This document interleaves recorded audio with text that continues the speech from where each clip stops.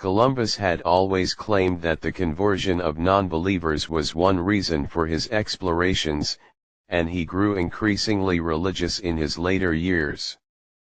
Probably with the assistance of his son Diego and his friend the Carthusian monk Gaspar Gorisio, Columbus produced two books during his later years, a book of privileges, detailing and documenting the rewards from the Spanish crown to which he believed he and his heirs were entitled, and a book of prophecies, in which passages from the Bible were used to place his achievements as an explorer in the context of Christian eschatology.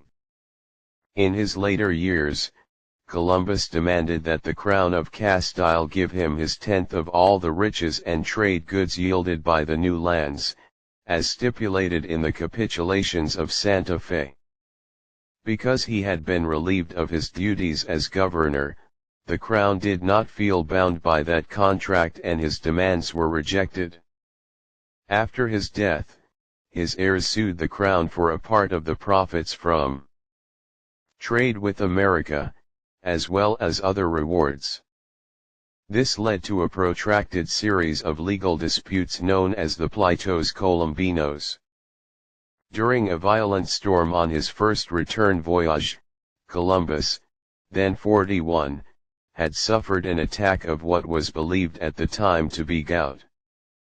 In subsequent years, he was plagued with what was thought to be influenza and other fevers, bleeding from the eyes, temporary blindness, and prolonged attacks of gout.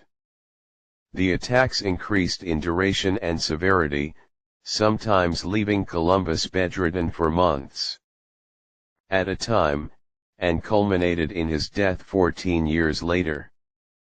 Based on Columbus's lifestyle and the described symptoms, some modern commentators suspect that he suffered from reactive arthritis, rather than gout. Reactive arthritis is a joint inflammation caused by intestinal bacterial infections or after acquiring certain sexually transmitted diseases. In 2006, Frank C. Arnett, a medical doctor, and historian Charles Merrill, published their paper in the American Journal of the Medical Sciences proposing that Columbus had a form of reactive arthritis.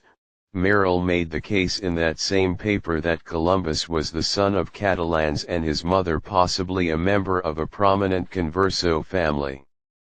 It seems likely that Columbus acquired reactive arthritis from food poisoning on one of his ocean voyages because of poor sanitation and improper food preparation, says Arnett, a rheumatologist and professor of internal medicine, pathology and laboratory medicine at the University of Texas Medical School at Houston. Some historians such as H. Michael Tarver and Emily Slape, as well as medical doctors such as Arnett and Antonio Rodriguez Cuartero, believe that Columbus had such a form of reactive arthritis, but according to other authorities, this is speculative, or very speculative. After his arrival to Sanlúcar from his fourth voyage, Columbus settled in Seville in April 1505. He stubbornly continued to make pleas to the crown to defend his own personal privileges and his family's.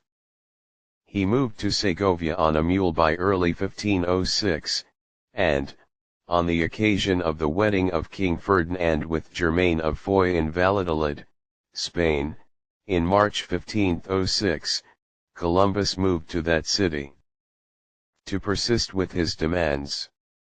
On May 20, 1506, aged 54, Columbus died in Valladolid.